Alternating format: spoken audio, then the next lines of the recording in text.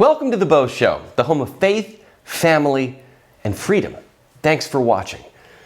Just after the turbulence and somewhat unexpected midterm results, former President Donald Trump has announced he will be running for president again in 2024, starting right now. This is similar to Grover Cleveland, who was the 22nd president in 1885 and then the 24th president in 1893.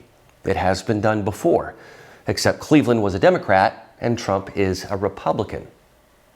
I want to walk through portions of his announcement speech because it tells the tale of why he's running again. Firstly, the crowd actually upstaged him before he began speaking.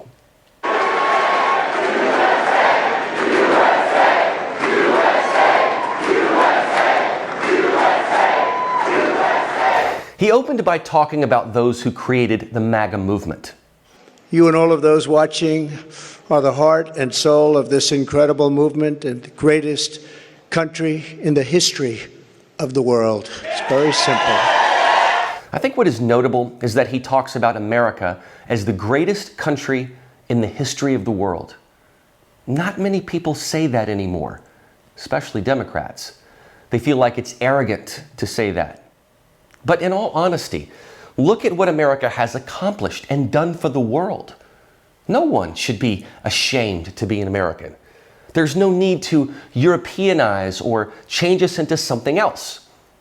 But in spite of America's exceptionalism, it has regressed into darker times. But no more than 1 minute into his speech, Trump wastes no time claiming it back. My fellow citizens, America's comeback starts right now.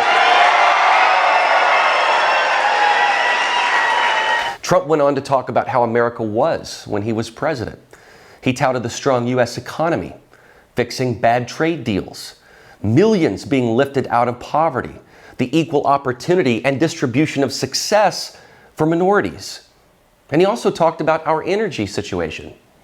Importantly, after decades of rising energy costs, the United States had finally attained the impossible dream of American energy independence, which soon would have turned into energy dominance. Don't forget these words, the impossible dream. I can't say much more than that right now, but remember those words, because I will circle back to them in just a few weeks. He went on to talk about China and how we finally called them to task and made them pay billions in taxes. Due to this reversal of roles, Trump made a certain accusation. No president had ever sought or received $1 for our country from China until I came along and we were getting hundreds of billions of dollars. Many people think that because of this, China played a very active role in the 2020 election. Just saying. Sure, that didn't happen. Now, when he says this, the media is going to say Trump is still pushing election denial, which some liberal analysts believe was part of the reason why some of the Trump-endorsed candidates in the midterms lost. But while Trump underwent an entire fraudulent investigation in which it was alleged that Russia had meddled in the election to help Trump in 2016, why would anyone think that other nations, especially China, would not attempt to financially assist Trump's opponent? They'd be stupid not to try, at least. And speaking of Russia, Trump brought up the Russia-Ukraine crisis, which keeps dragging on. And we are bleeding hundreds of millions of dollars that keep the war going. Here's what he had to say about that. And Ukraine, which would have never happened if I were your president, are something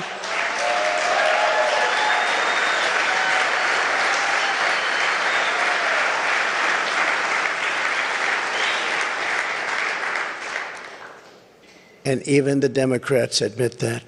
That's something I've seen them admit over and over again. And on the subject of Russia and the possibility of nuclear war that Joe Biden has brought us to, he brings up a very provocative comparison. Listen. The Green New Deal and the environment, which they say may affect us in 300 years, is all that is talked about, and yet nuclear weapons, which would destroy the world immediately, are never even discussed as a major threat. Can you imagine? They say the ocean will rise 1/8 of an inch over the next 200 to 300 years. But don't worry about nuclear weapons that can take out entire countries with one shot. I'd never really thought about this, but it's so true. Politicians in D.C. are spending all this time on environmental policy and legislation, but doing nothing about the nuclear threat, which has a far greater impact on the environment and humanity itself. Countries have the ability to wipe each other off the face of the earth, but we're supposed to be lectured about our carbon footprint? Trump also touched on the recent midterms and the disappointment about the missing red wave. He said that Republicans are rightly to blame somewhat, but he also sees another reason.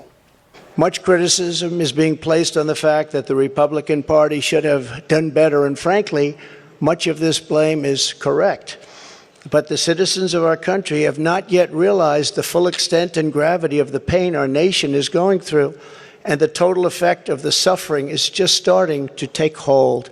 They don't quite feel it yet, but they will very soon.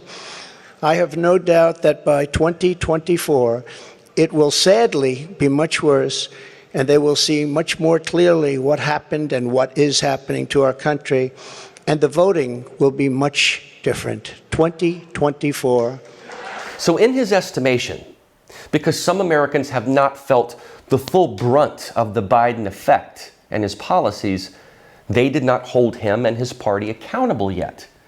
He says that of his endorsements, he had 232 wins and 22 losses, but you don't hear about that in the media. They said it was a repudiation of Trump due to the key losses in Arizona, Nevada, and Pennsylvania. And of course, no Trump speech would be complete without a hefty dose of humor, especially at the expense of Joe Biden. It was only the beginning of our fight to rescue the American dream. And it's a word you don't use, 2 words. I don't want to be Joe. It's 2 words, American dream. That was not good what he did. There are a lot of bad things, like going to Idaho and saying, "Welcome to the state of Florida." I really love it.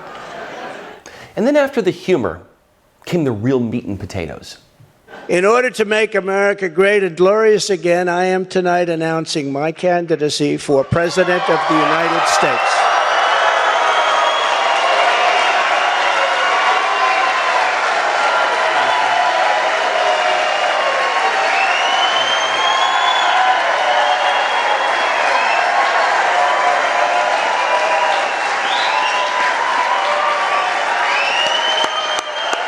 Thank you, Chris. Thank you. All of you. Thank you. And I will foreshadow this again. He used the word glorious. Keep that word in your minds as well, as I'll return to it in just a few weeks. I like that he used that word, glorious. But as you'll see, there's a certain synchronicity and unique timing to it all. And when it comes to the diversity and inclusion factor, there is no question that Trump moved the needle. Here he is talking about that. There's a job for tens of millions of proud people working together from all across the land and from all walks of life, young and old, black and white, Hispanic and Asian, many of whom we have brought together for the very, very first time. If you look at the numbers, if you look at what's happened with Hispanic, with African American, with Asian, and just look at what's happening. This is a party that has become much bigger, much stronger, much more powerful, can do much more good for our country.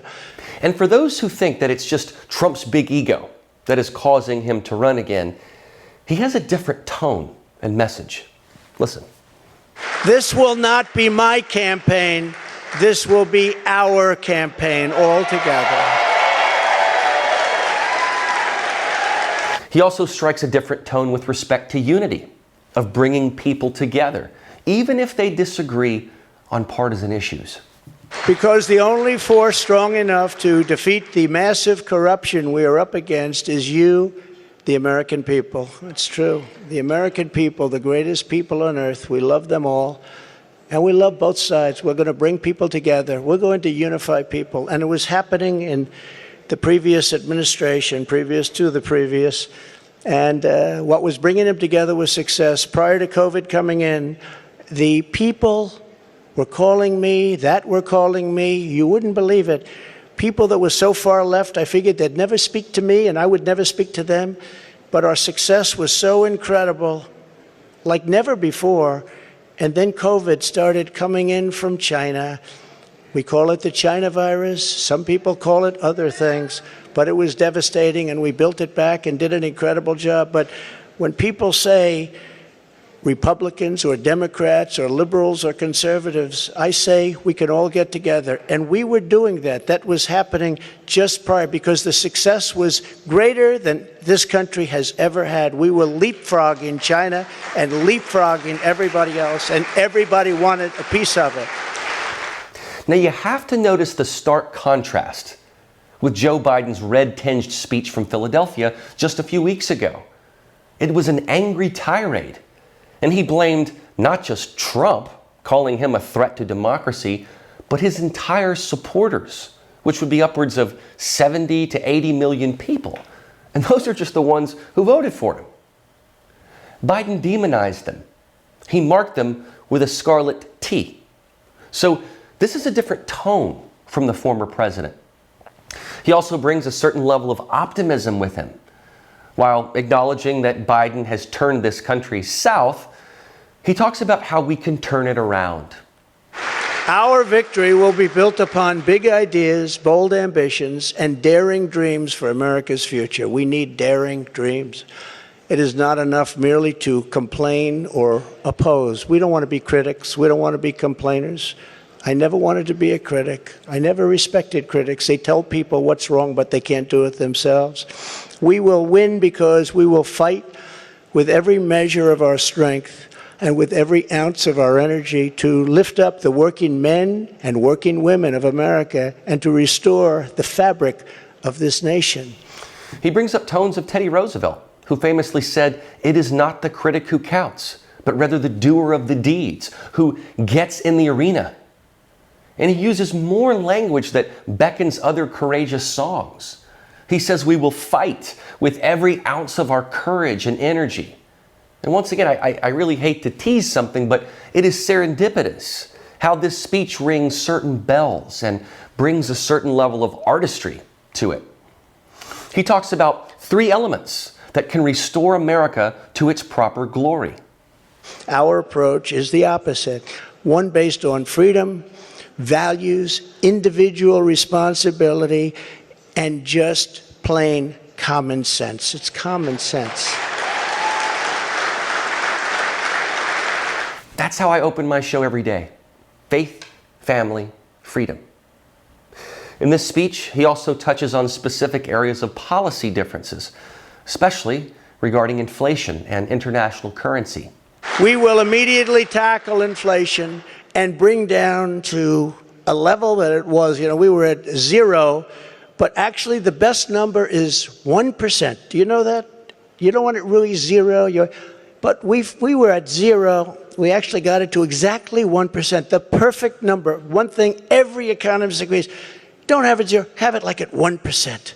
They even say 1 to 2, but I said, let's do 1. And we had it at 1%, and we had it there for a long period of time, and we had the value of the dollar. We had it so that this country could make a lot of money, and I fought other countries where they devalued their dollar, they devalued their currency, whether it was the pound or whether it was the yuan or the yen. And I used to fight like cats and dogs with the leaders of other countries because they were stealing from us. When they did that, they had artificial devaluations of their currency. It's a very important thing. I haven't even heard it mentioned in 2 years. That's a very important thing. It's very hard for us to compete when they do that artificially. And they had to pay a big price when they did it. And they never really did it for very long. I said, we're not going to do business with you anymore as a country. And they believed me. And they let it go back up. Instead of putting America last, as the Biden administration has done very, very openly and bravely, because I can't imagine saying, let's put America last. I think it takes courage. We will again put America first. So you see, this notion of artificially devaluing currency was something that other countries did to us, which makes it hard for America to compete. But Trump put an end to that and stymied inflation. Most pundits will tell you that even before he became president, Joe Biden's biggest weakness, among many, is foreign policy. We certainly saw that in Afghanistan. We saw it with Iran and see it yet again today, even in North Korea, which now tests long-range ballistic missiles, not to mention Russia's aggression. But of course, one major weak spot for Biden is China. And that has to do with some of his prior business deals, spearheaded by his son, Hunter. That's a major, major weak spot for him.